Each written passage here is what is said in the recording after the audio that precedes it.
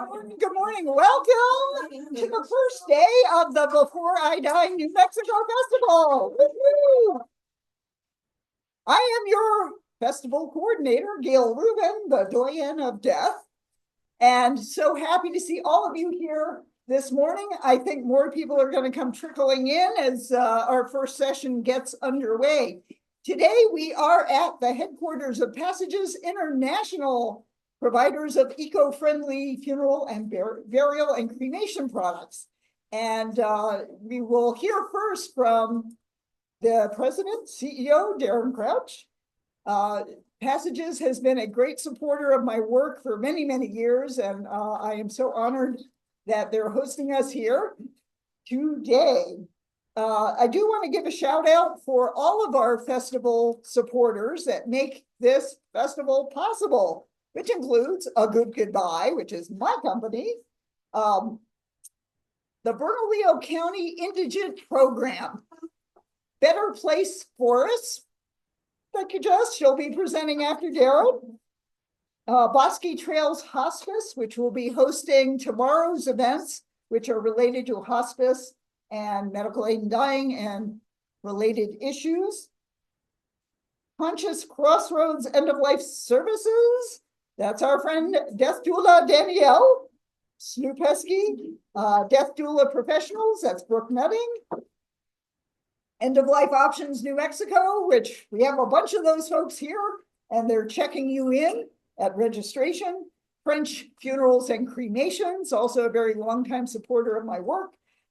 Keeper Memorials, thank you, Keeper, for providing the online Zoom access to our friends out there in online land.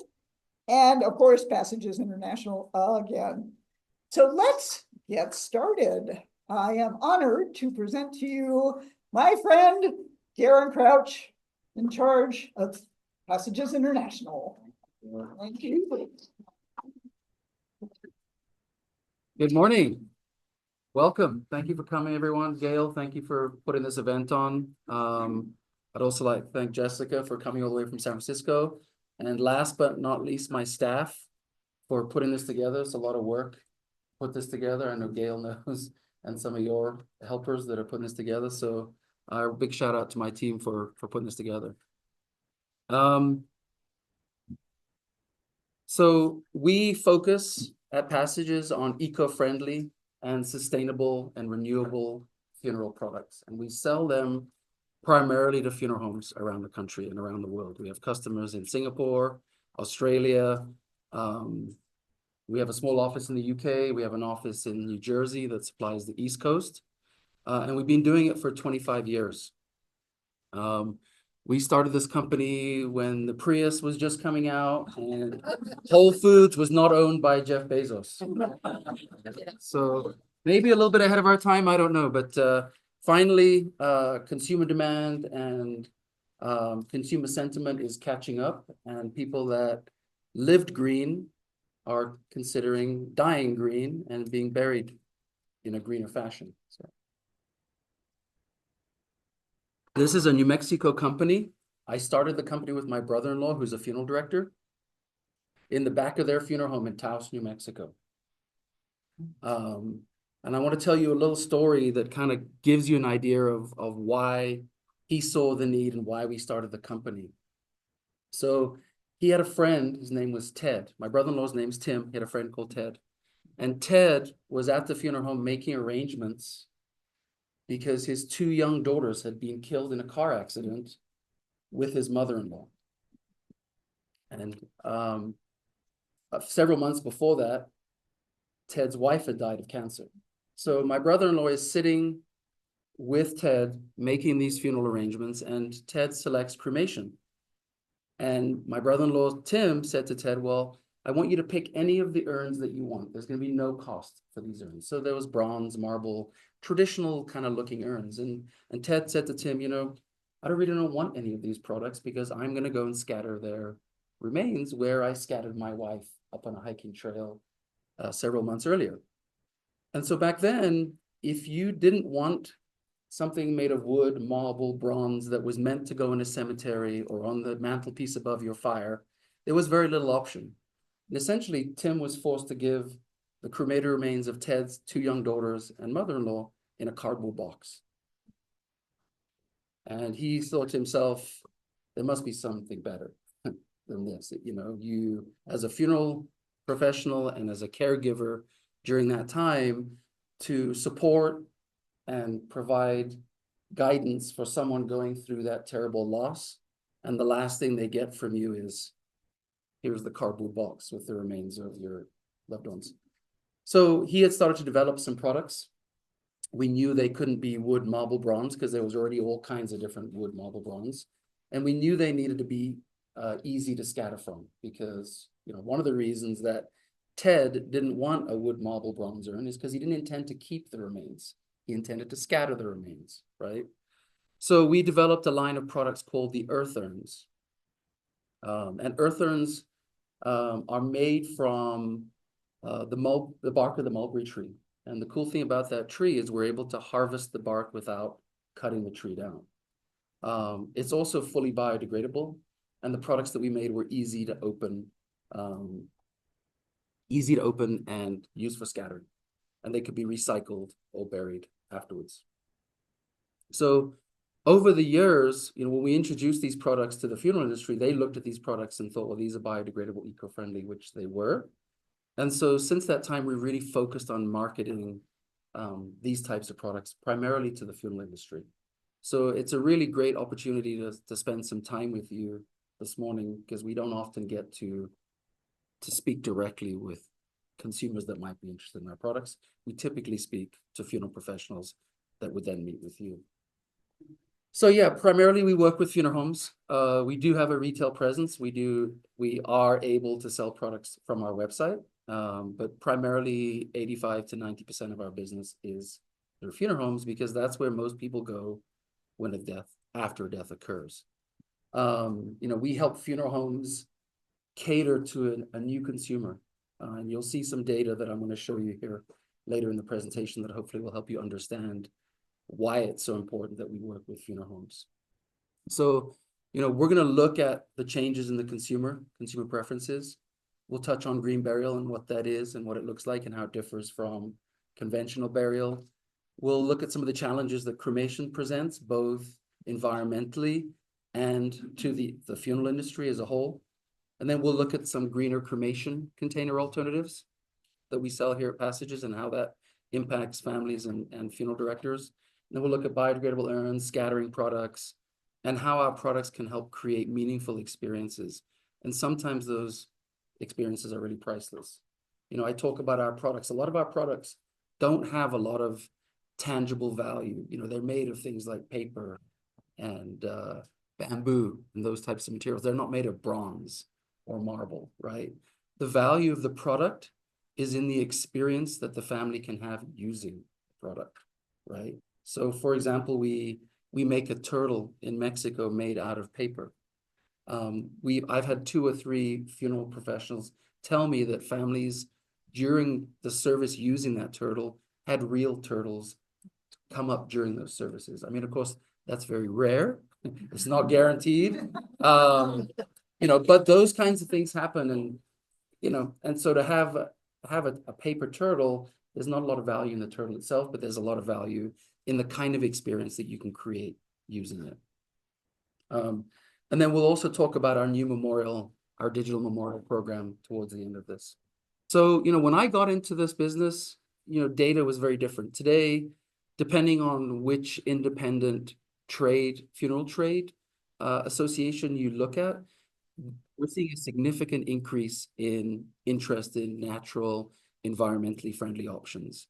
In fact, Kate Boylston, this is a trade magazine that publishes a magazine called the American Cemetery and the American Funeral Director, and they did a survey of members of the public and found that 90% of people think being environmentally friendly when it comes to funerals is important, right? In terms of interest level, you know, almost 70% of people have been to a green burial or a green funeral. So it's becoming more and more common. People are much more aware of it. This is a survey from the National Funeral Directors Association, and maybe not quite as impressive, but still 60% of people say they'd be interested in a greener option. As I mentioned before, those people that are planning a green funeral, most of those people are still going to go to a funeral home because that's where they associate, planning of funerals to take place. And 85% of people say that if they were offered the choice of something more natural and sustainable, it would be something they'd consider. So those numbers have really changed over the last 25 years. When I started doing this, it was 10, 15% of people. And if you think back to that time, like I said, Whole Foods was, mind you, Prius was just coming out. People weren't putting solar on their roofs like they are today. They weren't driving electric vehicles like they are today. I think this is pretty interesting. Cremation is about 40% of what people actually do. It's projected. This is what people say they would choose, but in actual fact, when you look at Cana cremation statistics, it's more like 60% of people actually do get cremated. When I talk to French, for example, it's over like 65% of people are getting cremated. But the reason I show this is because it shows relative to conventional burial, how popular green burial is becoming. So almost half of people that are considering burial would consider green burial.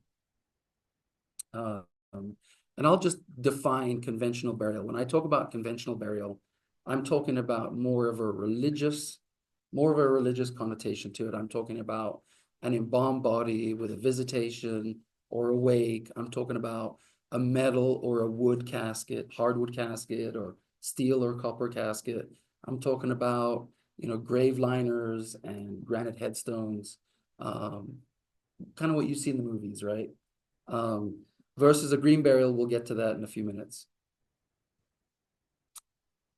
So we work with funeral homes to educate them that the consumer has changed and they need to be more in tune with what the new consumer wants based on that data that I showed you. And so, if funeral homes are not offering these options, then families either go to their competitors or they choose the path of least resistance, which is obviously often direct cremation. So someone might not like the thought of a conventional burial, but a natural burial is not available to them. And so they just opt for cremation and they figure they'll do something else. It's not always what they want, but that's what they end up doing. I think one of the reasons, and I've kind of alluded to this, that people are more interested in natural options. Then you can't see. I'll just end there. Sorry. One of the reasons, because when you watch the news, you hear about more intense storms, bigger wildflowers, wildfires.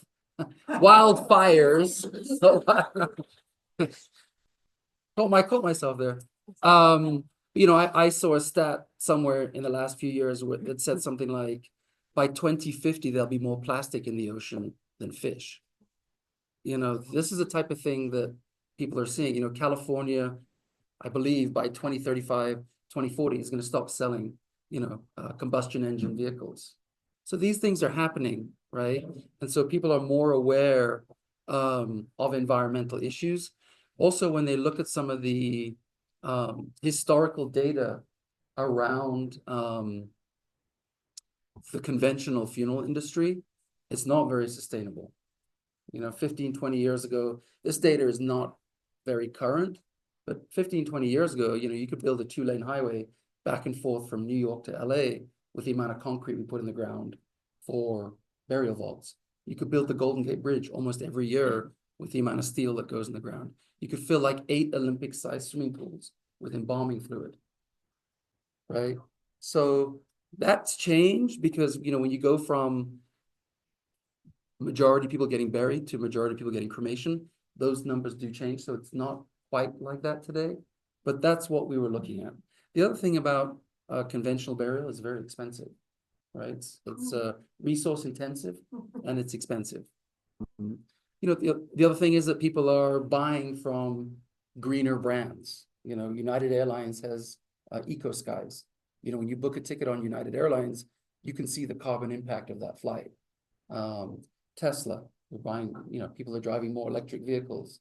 Whole Foods Market, has become really mainstream versus like just a little natural grocer. So people are living greener. So it only makes sense that when they come to arrange a funeral, that they're going to consider something greener.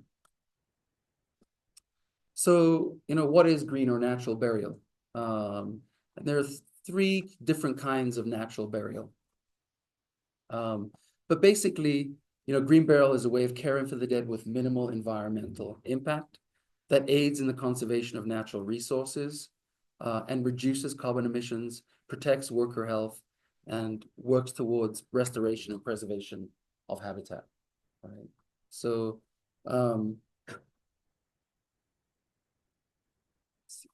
we're moving from, the pictures that you see on the left. That's what a conventional cemetery might look like, right? Granite headstones, marble headstones, that type of thing. Green burial or natural burial might look something on the right. So with natural burial, we're trying to leave as minimal impact as possible. And that goes to like the products that are being used, how the cemetery is maintained, how the grave is dug, what goes in the grave, all those types of things are considered. Basically, natural burial happens at a shallower depth. So conventional burial is usually deeper, 6 to 8 feet. And conventional burial usually would be, a metal casket of some kind or a hardwood casket of some kind, buried in some kind of liner, whether it's plastic, bronze, concrete. So, the American way of death up until very recently, starting in the Civil War, was really about preservation, right? We want to preserve the body. We want to take that preserved body and put it in something else. We want to take that and put it in something else. It's like we're all so special, right? I mean, maybe popes and presidents and kings and queens, but like the rest of us, I think we can go the same way any other living thing goes when it dies, right? We're the only species that thinks we're so special that we need to be preserved in Eternia. Okay? So, so natural burial is about returning to the earth, returning to the life cycle, right? And so on the right, you'll see that graves are shallower, but what is buried in the ground is going to be biodegradable, readily biodegradable. So, a shroud, a blanket, a wicker casket, a simple pine box, no embalming, no headstone. If there is a headstone, it should be more natural, like a locally sourced stone, maybe a tree, something like that, right?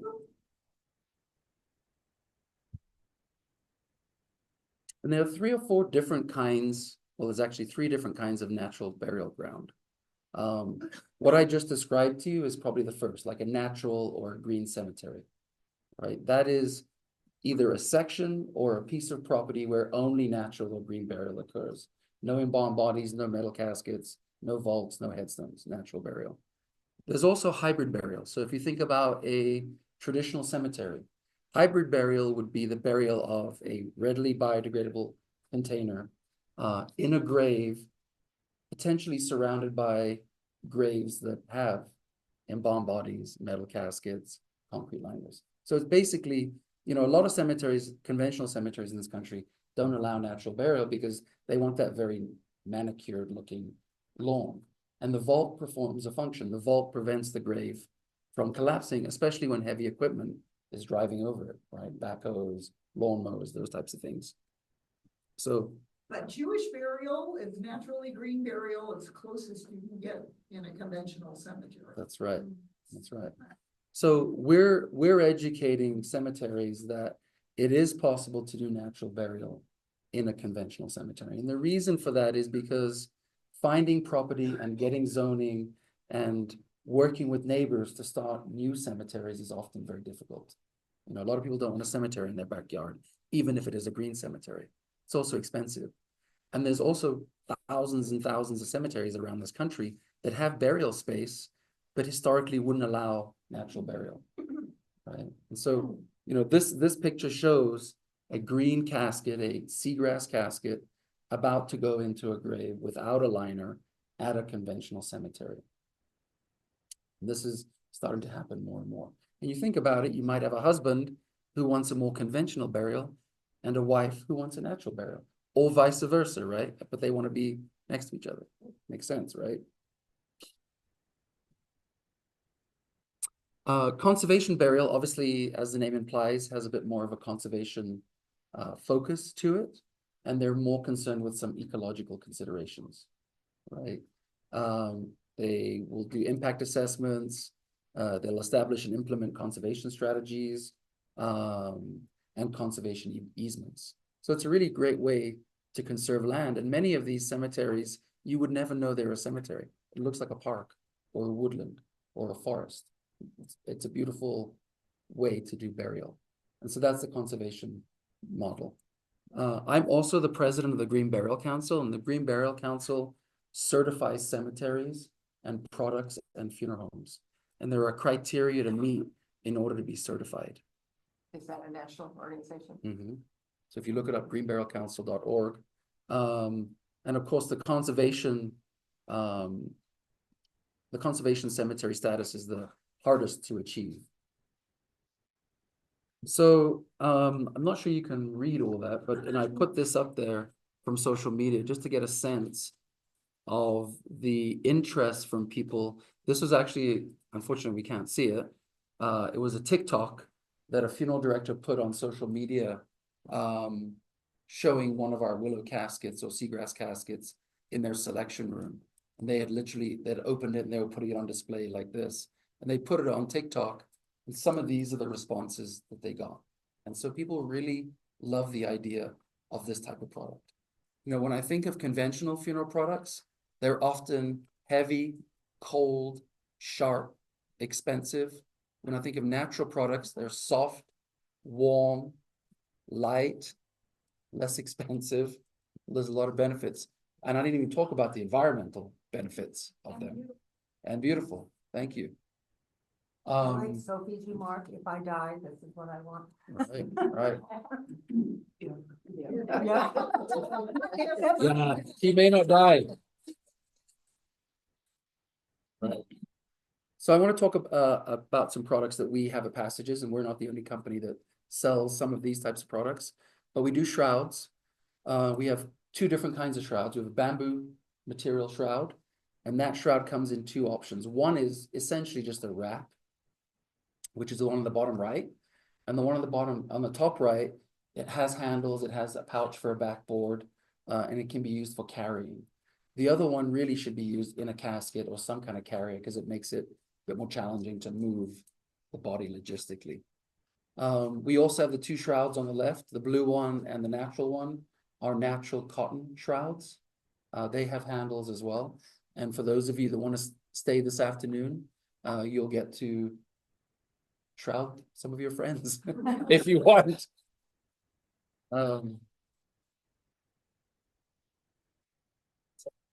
This is what we call a willow carrier. You know, if with some of these products, if you're using a shroud, you really need some way to easily move the body. So this is a nice natural way to move the body. It's made of willow. It has a solid timber base and it has a natural cotton lining. And the shrouded body can be put in there. It could be buried in there or it could be reused. This is our willow casket.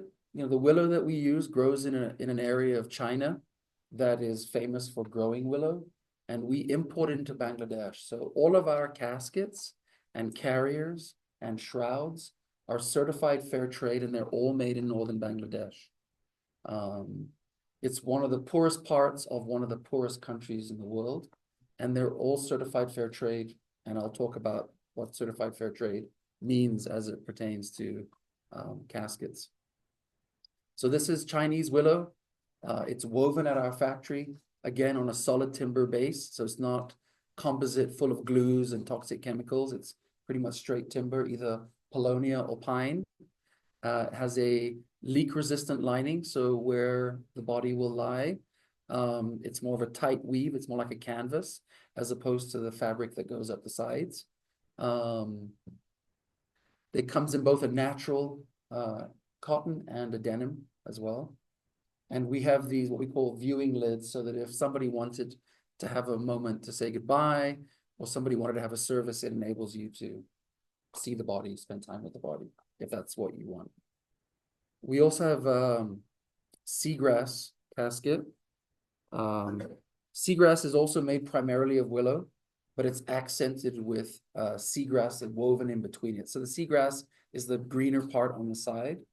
The seagrass that we use is not harvested from the ocean. It's grown in cultivated fields like rice paddies. So they submerge the field. So a lot of times when you hear the word seagrass, you think of, manatees starving to death and, those types of terrible environmental impacts. But this is a cultivated seagrass. Again, all the specifications are the same. Our caskets are all weight tested at 350 pounds. All of the handles are functional, so you can use the handles to carry. And for those of us that live here in Albuquerque, we all know hot air balloon baskets are made of willow. And so they can carry a lot of weight. They're very, very strong. We also have bamboo caskets, and you can see some of them in here. The bamboo is really cool because the bamboo actually grows very close to where we make the products in northern Bangladesh. And the cool thing about the bamboo is it's actually grows wild between fields of other cultivated crops, and we work with the farmers to harvest that bamboo responsibly. And then we process it. When I say process it, we strip it, and we use different kinds of bamboo for different things. So a lot of our caskets are woven, so a lot of it is stripped down to strips and then woven. We do posts and toggles and all kinds of things. And so all of that happens within a few miles of where the bamboo actually grew. A lot of our caskets come flat packed, and you'll have the opportunity this afternoon, if you want to assemble some caskets. We also import our caskets nested. So this casket has a 6'5" size and a 5'9", and the 5'9" fits inside the 6'5". So we're able to nest. We also nest shrouds in there and urns in there. And so we're very conscious that there's an environmental impact of bringing something from overseas. And so we pay for carbon offsets, but we also do whatever we can to reduce the carbon footprint by either sending stuff flat packed or nesting. So, cremation is sometimes perceived as a greener option, right? Because it's using less raw materials. You don't need a casket. You don't need a liner. You don't often need a headstone. So up until recently, I think people perceive cremation to be a greener option.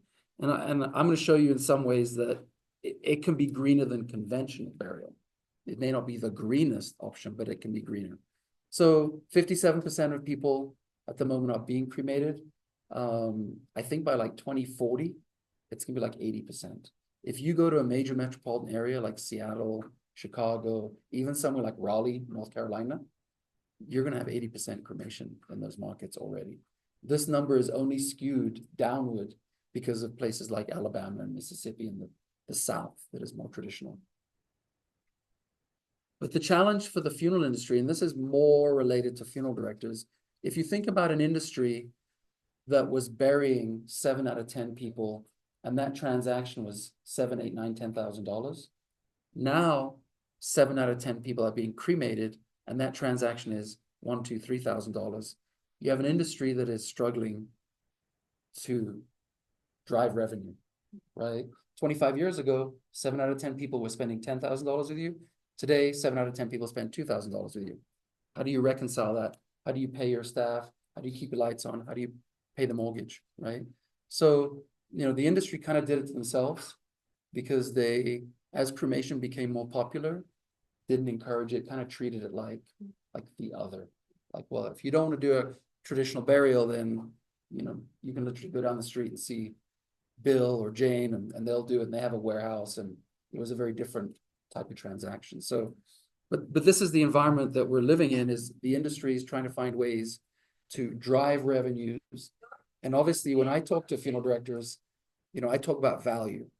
And if you can't create value for a consumer, then how on earth are you going to expect them to pay for anything, right? And so we work with funeral homes to help them create value by giving them tangible products that consumers see value in already.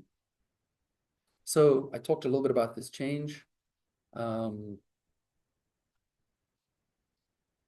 of the reason that cremation has no value, I think, is because when it was starting, cremations weren't dealt with the same way that burials were dealt with. It was more like, we'll pick your mom or your dad up, we'll cremate them, and then we'll give you the remains back in a black plastic box, and we'll give you, the death certificate. That was it. There was no memorial services. There was no viewings. There was no quick goodbyes or simple goodbyes, right? And so consumers became educated that this is what cremation looks like. It happens in a cardboard box, and you don't need an urn. A black plastic box is fine, right? These products are also not sustainable. Obviously, cardboard is not the most environmentally friendly option. It's definitely not the most dignified thing. And I go back to my initial story at the beginning, right? Putting people's loved ones in cardboard boxes might be good from a economic standpoint in terms of your pocketbook, but from a dignity perspective, an environmental perspective, from a grieving perspective, may not be the best thing. Cardboard, when it burns, also emits toxic chemicals. And it's not just the cardboard, it's like plastic zip ties, plastic linings, polyester linings. When those things burn, and you've seen that 60% of people get burned, pardon, my crassness, that's a pretty significant environmental impact. Just the fact that you're heating an oven to 1600 degrees, you're burning something that puts stuff into the environment, not to mention, mercury and other things that are in our bodies that when they burn go into the environment. If you go to Europe, they have very different regulations. They have stacks that actually will remove a lot of the pollutants, but that technology and that equipment is very expensive, much more expensive than what we typically have here. But it's possible. So when you go to a funeral home, let's see if I can get my next slide to go. So our solution to that for funeral directors has been a bamboo option. Bamboo is affordable relative to metal, wood type of caskets. The funeral homes can sell in place of something like this. When you go to a funeral home and you make arrangements for cremation, anything under $1,000 is probably going to look something like that. You're going to have an option for a cardboard box. That cardboard box is going to cost you anywhere from $95 to $295 for a cardboard box. Then you're going to get a step up to the one in the top left. That might be $325, $395. Then you go to $495, $595, and the bottom left $8 or $995. And then you go over $1,000. Then you're into a simple wood product, right? That's what you're faced with. The challenge for the industry is people are not stupid. They know that these are glorified cardboard boxes, and so they choose the least expensive cardboard box, which is the basic cardboard box.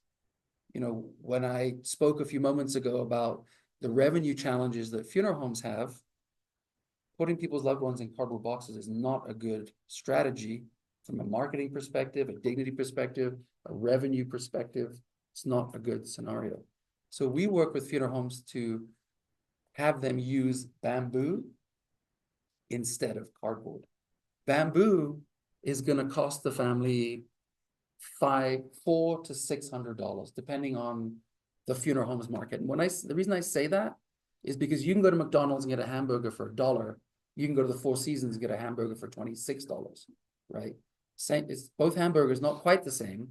So, I'm going to give a range because you might have someone that, is a lower, they're focused more on the lower end of the market versus someone focused more on the higher end. So I'm going to give you a range, but it's still not $1,000 or $2,000. So the beauty of bamboo is it's better for the environment. I already talked about, the sustainability part of it. Bamboo is very fast growing, and I'll get into that a little bit more later on. So this is the bamboo container, and you will get to assemble this afternoon if you stick around. Comes flat packed. It's woven in northern Bangladesh, like I said, certified fair trade, Green Burial Council approved. No finishes on it. It has a solid timber base.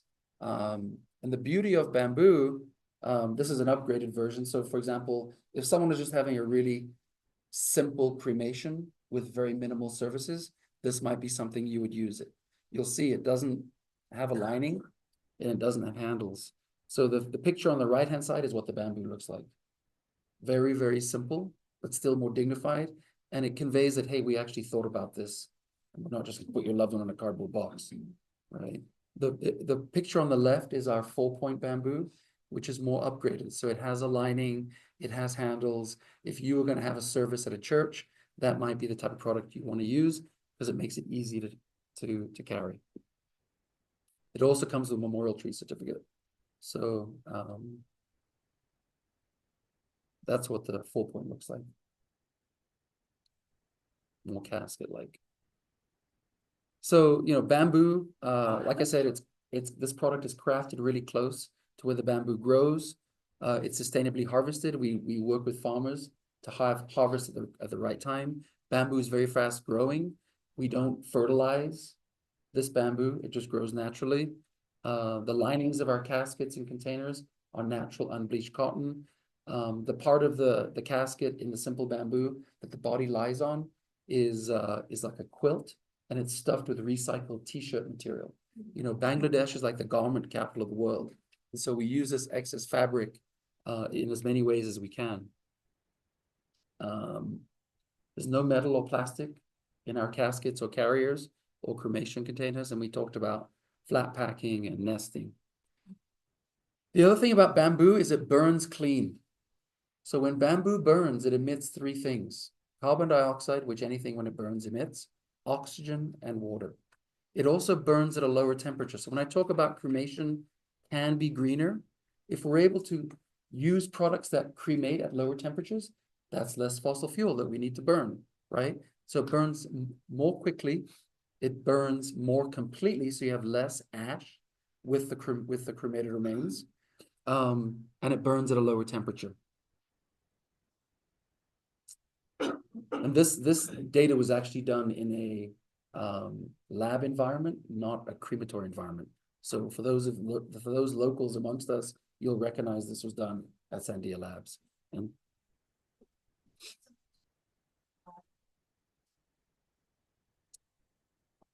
it really depends. I mean, it depends on what you want to do. There's some logistical issues, like how do you move a deceased individual around if they're not in or on something, right?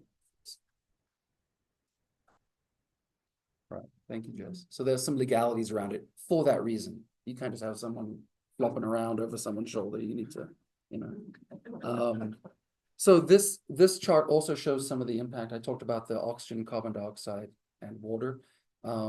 Cardboard type containers emit toxic chemicals. Some of them are heavy styrenes. Some of them are carcinogenic chemicals. And so, you know, one of the reasons that we want to encourage funeral directors to use bamboo is because we all live in this community. We all breathe the same air. So if we could cremate people in something that doesn't poison us all, that might be a benefit. Right? You are going to talk about this later, but I've seen some beautiful videos of home funerals using cardboard that is decorated and buried. What's the implications of burying cardboard? Is it? I mean, I think cardboard will break down mostly. I don't think the manufacture of cardboard is particularly environmentally friendly, but I don't know the details of it. I've definitely seen that as well. And so we're conscious of those types of things with our products too, that people, and you know, like the building of it is also kind of a healing thing. And then they can be decorated as well, either with flowers and different types of things. So fair trade, let's talk about fair trade. There's 10 principles of fair trade. Fair trade really speaks to the social component, right? We want to employ equal numbers of men and women if we can. We don't want to work people 16 hours a day. We don't employ children. We want to encourage fair trading practices. We want transparency and accountability. We want to create opportunities in disadvantaged communities. You know, I talked about Bangladesh being the garment capital of the world. You know, the fashion industry is up and down and it's cyclical, right? So sometimes people have a job and they won't have a job. We bring consistent employment to them. Making sure there's no discrimination, ensuring gender equity. You know, we want to make sure that when we go into a community, we leave it better than we found it. Good working conditions. The factory that we work with has what they call an impact manager, who's like a HR person on steroids. They help people with things that ordinarily here in the US or in the Western world, we wouldn't help you with, like predatory lending or domestic abuse. So we're helping people in the work environment with those types of things because people in these communities haven't learned to read and write. Sometimes they can't tell the time.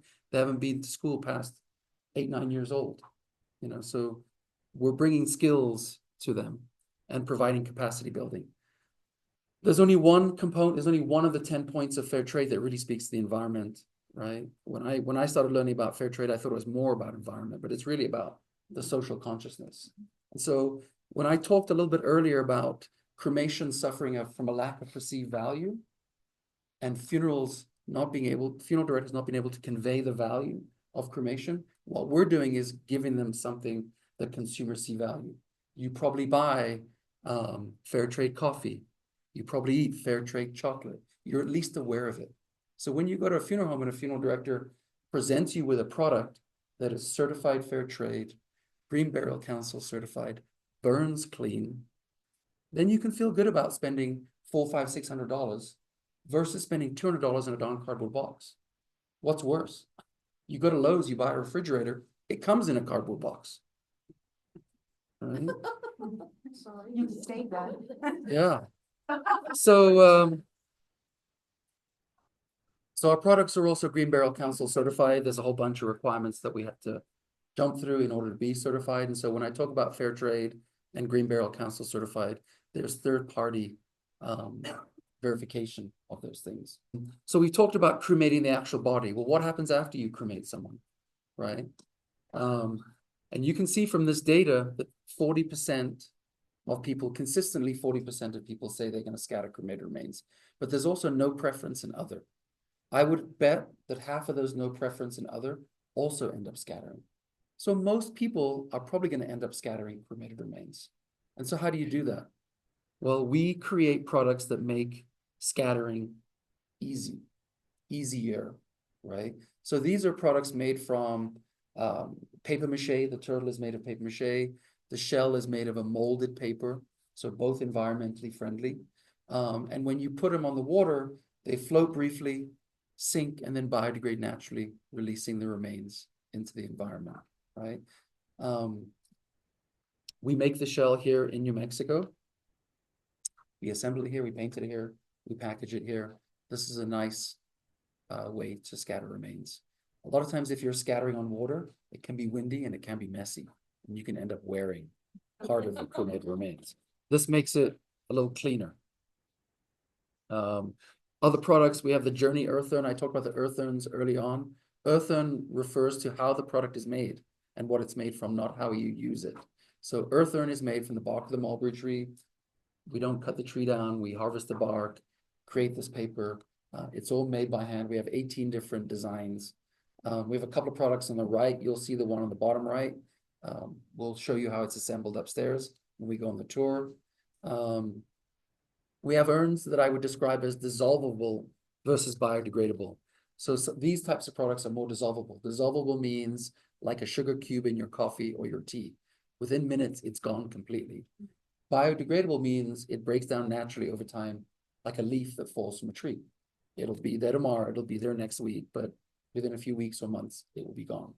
So the products that I showed you previously are more biodegradable. They float briefly, sink, and then they break down over time. If you try to pull it out of the water, it'll break into pieces because it'll be all saturated and waterlogged. Something like these products dissolve within hours. So two of them, the reddish ones on the left side, are made of Himalayan rock salt, and the other ones are like a partially fired clay. If you were to fully fire them, it would essentially be a ceramic. The gourd urn in the middle, you'll get to see us making that. We make that here in New Mexico. That piece on top is driftwood that we get from down the Bosque and the Rio Grande. On top of it, there's a 25-gram bronze medallion, Tree of Life medallion. The urn on the left is bamboo that we make at the factory in Bangladesh. And then we have more earth urns on the right. The two middle urns, more earth urns, easy to scatter from, can be used for biodegradable burial. We also have a cornstarch type urn called the Celeste on the left-hand side. and a repurposed or upcycled urn on the right-hand side. So we take excess timber from the factory, we make the caskets, we form it into that mosaic, we finish it with a beeswax, and now you have an urn made from something that otherwise would have been discarded. A beautiful urn. The biotree, we have an urn that you can actually grow a tree in. So you'll see that, and if you look over here in this corner in this black plant pot, you'll actually see that tree growing in the urn. So the bottom of the urn below the divider, that's a Portuguese cork divider.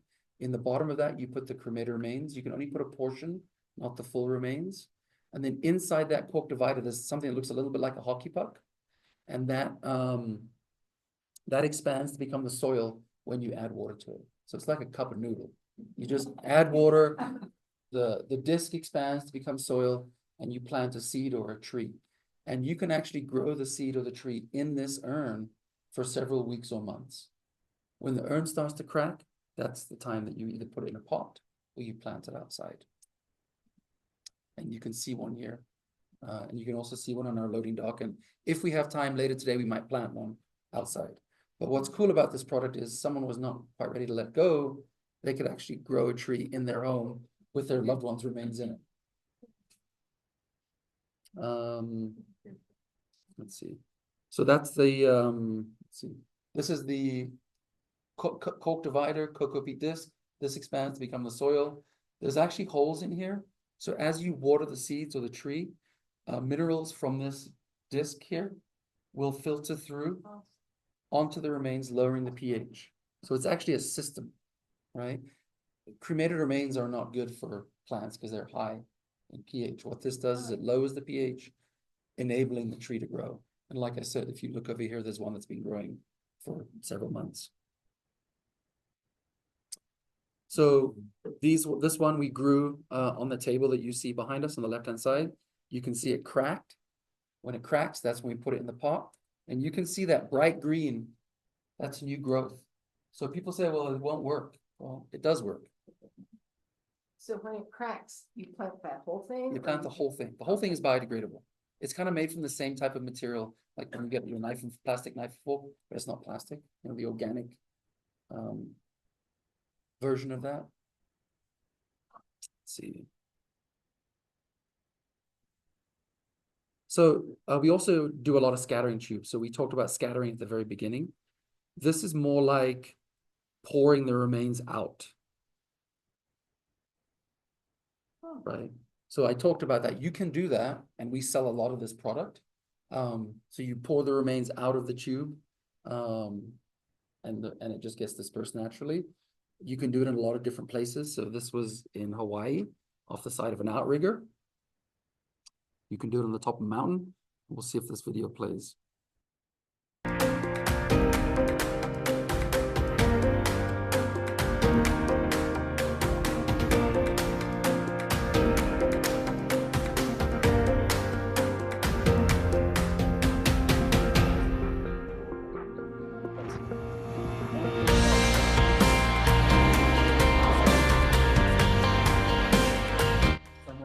So we have 26 different designs of scatter tube.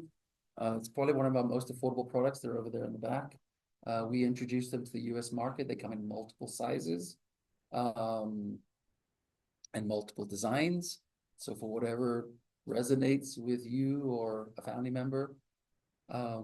We also have scattering kits. So people sometimes like to split the cremated remains and scatter some in San Diego where they were in the Marines. Scatter some in Hawaii where they used to like to vacation, scatter some in Maine.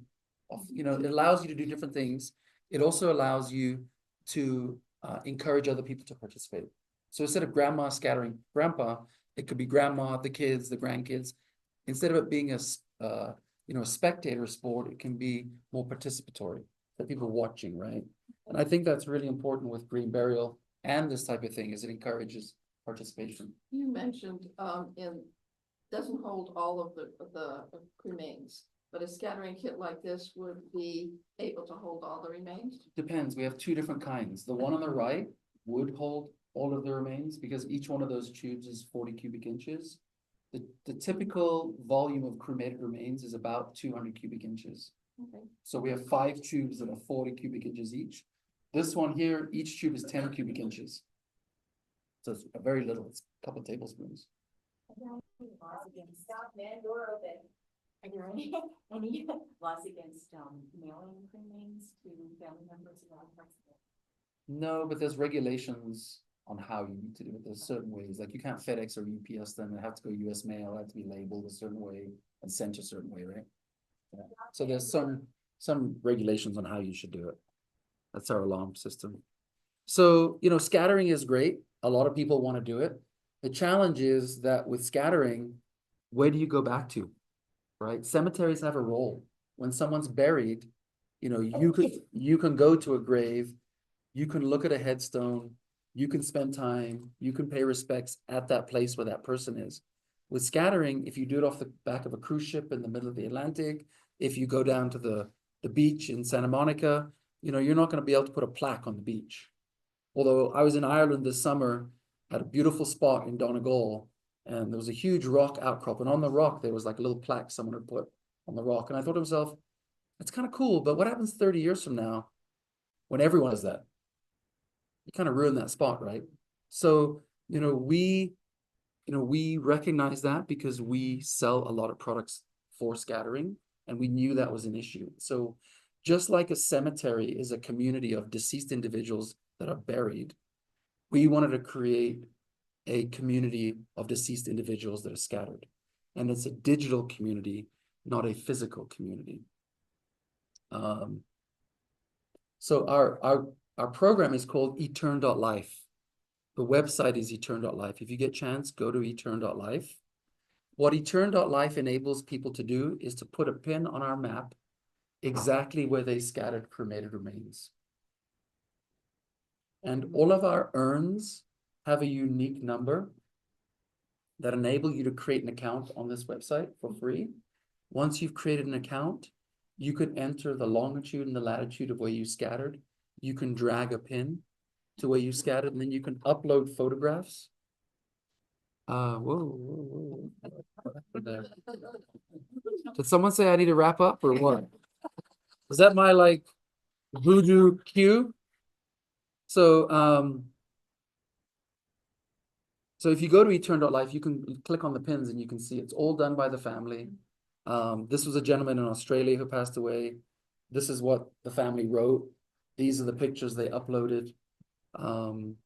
We can get very precise. It can get within a few feet of exactly where the person was. And what it allows people to do is either share the unique experiences they created, scattering and remembering the person, or it allows them to have people go back at a later date and spend time at that exact moment. It's almost like a register of cremation, of scatterings. This is only available through using your products. It's free with our products. We also enable people to buy pins. They're like, I think $4.95 or something like that. They're not very expensive. But yes, with our product, it's free. Unlike our competitors, they don't have it. And so the way it works is, like I said, every urn has a number. There's a barcode. Every urn has a unique number. You take that number, create an account. It's either on the urn, on a tag attached to the urn, or on the packaging of the urn. So it's important to keep it and look for it. You know, and I really want to talk about, as I wrap up, like experiences, right? You know, a conventional burial is an experience in of itself, but it's an experience that people are less enthusiastic about. People want to have more unique experiences, whether it's, you know, at 12,000 feet at, you know, above the ridge in Taos, or whether it's on the beach in Maui, right? We're creating different experiences. And so we work with funeral homes to help them paint the picture of the type of experience that you can have using Passages products. And so we've created merchandising systems where we ask the question, how and where would you want to be remembered? And then we focus on the products that will enable you to have that experience. So historically in the funeral business, it was like good, better, best. You know, there's a good wood urn, there's a better wood urn, and there's the best wood urn. There's a good ceramic urn. That was the concept. Our concept is, how and where do you want to celebrate someone's life? If it's at the cemetery, we got products for that. But if it's on the mountain in Taos, we have also got products for that. If it's on the back of a cruise ship, we got products for that, right? So we want funeral directors to be talking about the family, who the deceased was, and how we're going to celebrate that person's life, especially when it doesn't happen in a religious setting or in a conventional cemetery setting. How do we do that? It's not that we don't love our loved ones anymore, right? We still all love our loved ones. We just want to celebrate and remember and cherish them in a different way, right? So we asked the question, do you want to be swimming with dolphins? Do you want to be blowing in the wind? We want to get the conversation started. That picture that you see with swimming with the dolphins, that's a family that bought like 50 of these little urns here. And they invited about 50 of their friends. And they put a small amount of cremated remains in each urn. And each member of the family and friends wrote a little note. And this is them throwing them into the Pacific Ocean off the coast of Maui on a whale watching cruise. So, this family probably would have spent $10,000, $15,000 in a conventional burial 20 years ago. Now they spend $10,000, $15,000 on a cool whale watching cruise in Maui. So people are doing different things, right? So, to wrap up, right on time, I might add, the consumers change. You all have changed, right? People want different things than they wanted 25 years ago. And what we want to do is we want to make sure that those people still have unique, meaningful ways to celebrate and honor a loved one, and with a particular focus on sustainability and the environment. That's what we focus on. You can save money and create amazing experiences to remember and celebrate a loved one using our products. What I would encourage you to do, if you're planning your own funeral, if you're arranging a funeral for a friend or a family member, unfortunately, you need to work hard to make sure you get these types of products at some funeral homes. Luckily, here in Albuquerque, we have a great relationship with French Mortuary. They do a lot of work with us. They have a lot of these different products, but depending where you are in the country, sometimes they're not as progressive, they're not as open, and you may not find these products. And I talk to funeral directors about, if Toyota had come out with the Prius and they left it in the back of the lot and hoped that families asked for a hybrid vehicle, Prius wouldn't be a thing today, right? But no, Toyota, they put it out front with their minivans, their pickup trucks, and that's what we encourage funeral directors to do. Put these products out front and let people pick and choose where they want to go green. Yes? Is Passages just here, or do you have like a franchise in different? Because you mentioned UK and Australia, but are you in other states? Yeah, we sell all over the country, and So we your sell primarily. products do, but not, you're based here. We're based here. Ah, This is our main office, but we do have a warehouse in New Jersey that supplies the East Coast. But most of our admin, HR, marketing, most of that happens here. This is our head office. And then we have a small sister company in the UK that supplies the European market. So then, actually, you're working with, the funeral industries in different states about your product, so that they Yes. carry your product. Yeah, we Oh, sell got direct it. to funeral Okay. homes. We also sell through distributors. Uh-huh. So, the traditional casket companies might want to have our caskets in there. And so we sell multiple different ways. We sell direct to funeral homes as well You ourselves. sell directly to consumers. as We well. do, but it's a really small part of our business. Because you can bypass the funeral company. Right. And so that's why we have that, because some funeral directors are not as open-minded as they should be, despite the data that I showed you.